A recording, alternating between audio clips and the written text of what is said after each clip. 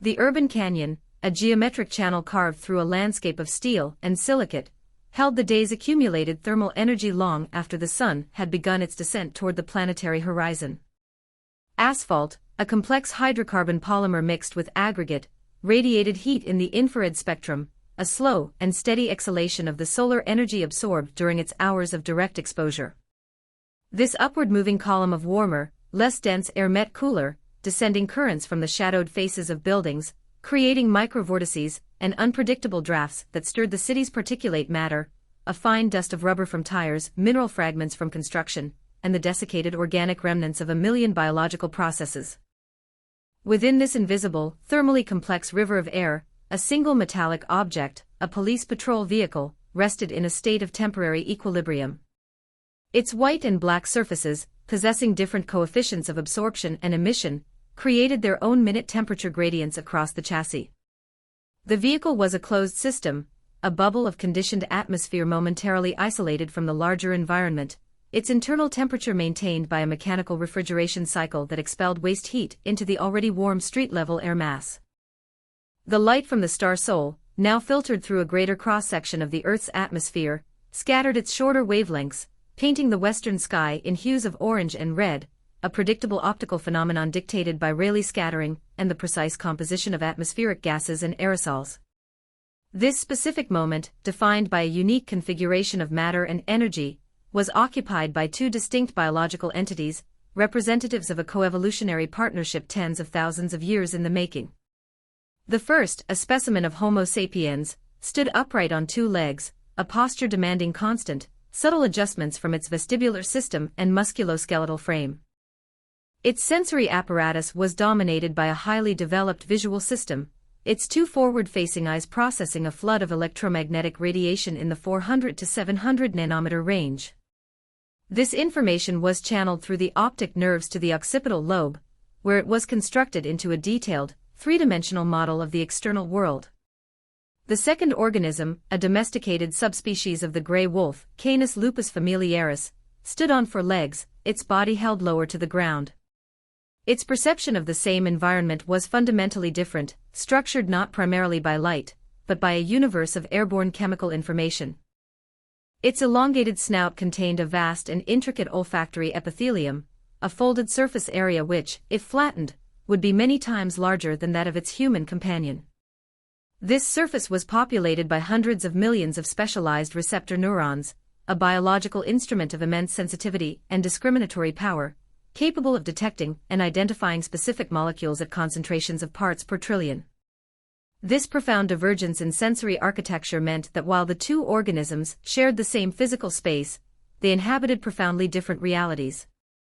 The human perceived a world of shapes, colors, and textures, the canine perceived a world of chemical gradients, historical scent trails, and the subtle atmospheric signatures of imminent events. Their bond was a bridge across this sensory chasm, a functional symbiosis built on the human's capacity for abstract reasoning, and the canine's access to a layer of reality to which the human was almost entirely blind.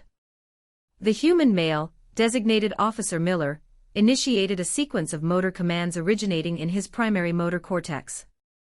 These electrical impulses traveled down his spinal cord, branching into peripheral nerves that innervated the muscle groups of his legs and torso. The resulting coordinated contractions and relaxations produced forward locomotion, moving his body across the concrete sidewalk toward the waiting vehicle. His internal physiological state was a complex product of circadian rhythms, metabolic processes, and the lingering neurochemical traces of his duties. A caffeine molecule, bound to adenosine receptors in his brain, suppressed drowsiness, while a baseline level of cortisol, a glucocorticoid hormone, maintained a state of heightened alertness characteristic of his profession. His mind, a product of emergent neural network activity, was occupied with procedural thoughts, the ingrained patterns of ending a shift, the completion of reports, the securing of equipment, the anticipation of a period of rest and metabolic recovery. These thoughts were electrochemical patterns, transient and reproducible, that represented a high-level abstraction of his immediate goals. He perceived the environment through his dominant visual sense, the familiar shape of the car, the texture of the door handle, the reflection of the evening sky on the safety glass. The air entering his own nasal passages was analyzed by his comparatively primitive olfactory system, which registered a familiar background melange of urban scents, vehicle exhaust, heated asphalt, the faint odor of ozone from distant electrical equipment, all of which were filtered out by his brain as unremarkable, part of the expected sensory baseline. Simultaneously, the canine partner, named Riggs, was engaged in its own form of environmental analysis, one of vastly greater chemical complexity. As it stood on the pavement, its wet nose, or rhinarium, sampled the air with short, sharp inhalations that maximized the flow of air over its olfactory mucosa. Each breath brought a torrent of information. The dog's brain processed the scent of its human partner, a unique signature of skin oils, sweat, and the specific detergents used on his uniform. It detected the lingering scent of other humans who had been in the vicinity, the faint trace of a stray cat that had crossed the street hours earlier, and the complex mineral and organic smells rising from the heated concrete. But within this dense tapestry of familiar chemical signals, a new thread appeared. A cluster of unfamiliar molecules, carried on the unpredictable air currents swirling around the patrol car, entered its nasal cavity. These were not the products of common urban biological or industrial processes. They were synthetic, alien. Upon reaching the olfactory epithelium, these molecules bound to specific G-protein-coupled receptors, triggering a cascade of intracellular signals.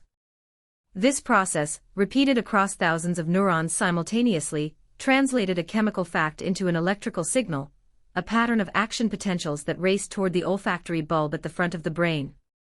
Here, the signals were sorted and organized in structures called glomeruli, creating a specific neural map of the new scent.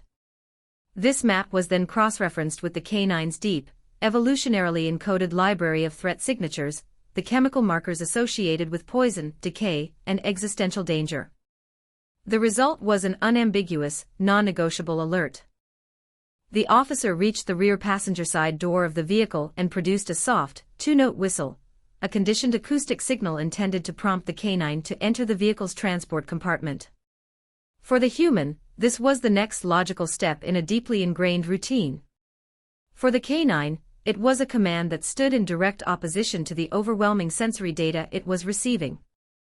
The dog's central nervous system was now processing two contradictory inputs: the learned, positive association with the human's command, and the powerful, instinctual avoidance signal generated by its olfactory system. In this neurological conflict, the more ancient and primal directive prevailed. The dog's forward motion ceased. Its posture changed, the muscles in its back and legs tensing. Its tail, previously held in a neutral position, lowered slightly, and its head dipped. It took a single, deliberate step backward, increasing the distance between itself and the source of the anomalous scent, the vehicle. This was not an act of defiance in the human sense of the term, it was a pure, logical, biological response. The organism's sensory apparatus had detected a clear and present danger to its survival, and its motor system was executing the appropriate, pre-programmed avoidance protocol. The officer, observing this deviation from expected behavior, initially processed it as a minor anomaly. He repeated the command, his tone slightly firmer, operating under the assumption that the animal was distracted. But the canine's response was to retreat further, its paws planting firmly on the sidewalk, its gaze fixed on the car door. It was creating a zone of safety, a buffer between its biological self and the localized concentration of threat-associated molecules. The officer's perception of the situation began to shift, his brain moving from an assumption of routine to a state of active inquiry. The officer's cognitive faculties were now fully engaged in analyzing the discrepancy. His brain, a marvel of predictive processing, had established a robust model of the dog's typical behavior based on thousands of hours of shared experience. The current actions represented a significant deviation from this model, an error signal that demanded explanation. His frontal lobe, the seat of executive function, began to cycle through a series of hypotheses. Was the dog injured? A quick visual scan revealed no signs of physical distress. Was there an external stimulus he had missed? His eyes swept the street, the nearby alley, the windows of the adjacent buildings. He saw nothing out of the ordinary. The world as presented by his own senses remained placid, routine, and safe. Yet, the data from his partner was unequivocal: something was wrong. This was the core of their symbiotic contract. The officer's complex brain, capable of abstract thought and tool use, was coupled with the dog's exquisitely sensitive chemical detector.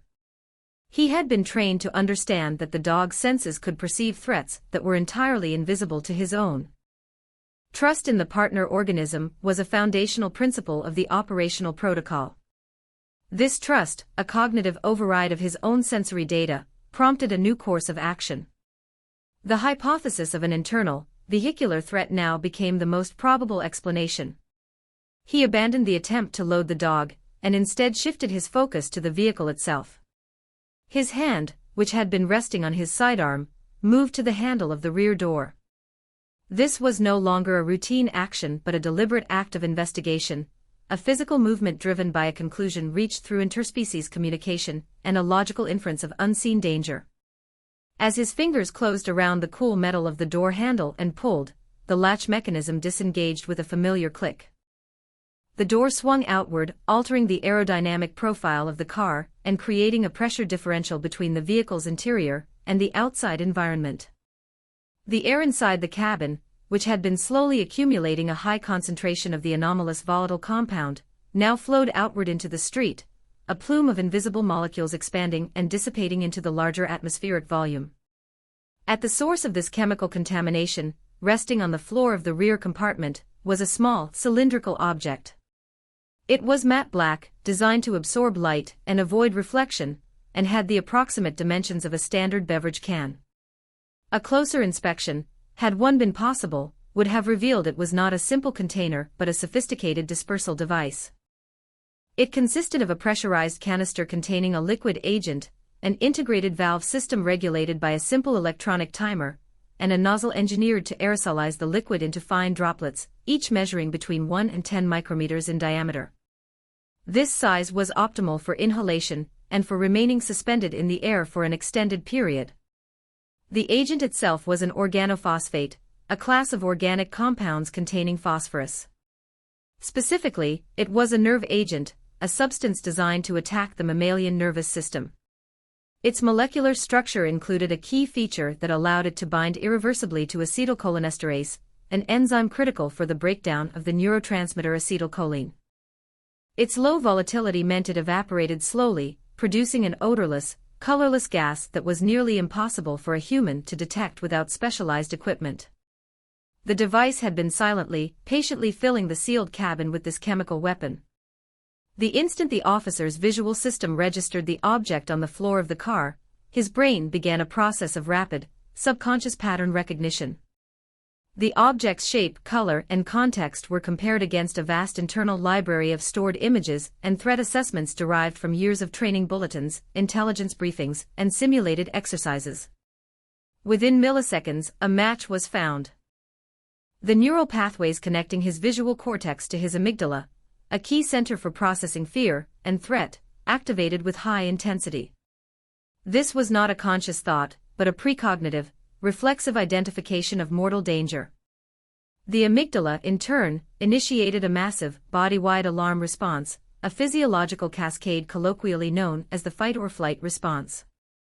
It sent signals to the hypothalamus, which then activated the sympathetic nervous system and the adrenal cortical system. His adrenal glands, located atop his kidneys, responded by flooding his bloodstream with epinephrine and norepinephrine. The immediate effects were dramatic and systemic. His heart rate accelerated sharply as the sinoatrial node fired more rapidly. The force of his heart's contractions increased, raising his blood pressure. His bronchioles dilated, increasing oxygen intake. Blood was shunted away from non-essential systems like digestion and redirected toward his large muscle groups, preparing the body for intense physical exertion. His pupils dilated, allowing more light to enter his eyes, and his liver began to break down glycogen into glucose, releasing a surge of energy into his bloodstream. This entire complex, involuntary sequence of events, this profound and violent shift in his body's homeostatic state from rest to maximum alert, was the precise physiological analog to the simple, poetic phrase, "His heart sank." It was the biological reality of confronting an imminent threat to his existence. The officer's body, now primed for extreme action by the flood of neurochemicals, did not freeze. Instead, his higher cognitive functions, though operating under immense physiological stress, began to execute a different set of protocols, those ingrained through repetitive, high-stress training. The prefrontal cortex, though partially suppressed by the amygdala's alarm, asserted control, directing his actions away from pure instinct and toward learned procedure. His first motor action was to recoil, a swift backward movement that increased the distance between his body and the open car door, reducing his immediate exposure to the concentrated aerosol. His second action was to slam the door shut, re-establishing the seal and containing the primary threat, however temporarily. These movements were efficient, economical, and devoid of hesitation. Immediately following this, his hand moved to the radio on his shoulder. His fingers, despite a fine tremor induced by the adrenaline, manipulated the controls with practiced familiarity. He depressed the transmit button, and as he did so, his vocal cords, larynx, and diaphragm worked in concert to produce a series of carefully modulated sounds, a coded message containing his call sign, his location, and a concise, specific description of the threat. These sound waves were converted by the microphone into an electrical signal, which was then used to modulate a radio frequency carrier wave. This electromagnetic signal radiated outward from the antenna, at the speed of light, a ripple of information expanding through the urban environment. It propagated through the air, bounced off buildings, and eventually reached the antenna of a repeater tower, which amplified it and rebroadcast it to a central dispatch center. A process that had begun with a single molecule binding to a single canine olfactory receptor had now escalated, propagating through a biological system, a cognitive system, and finally a technological system, triggering a response on a citywide scale. The single, small canister on the floor of the patrol car was not an isolated object.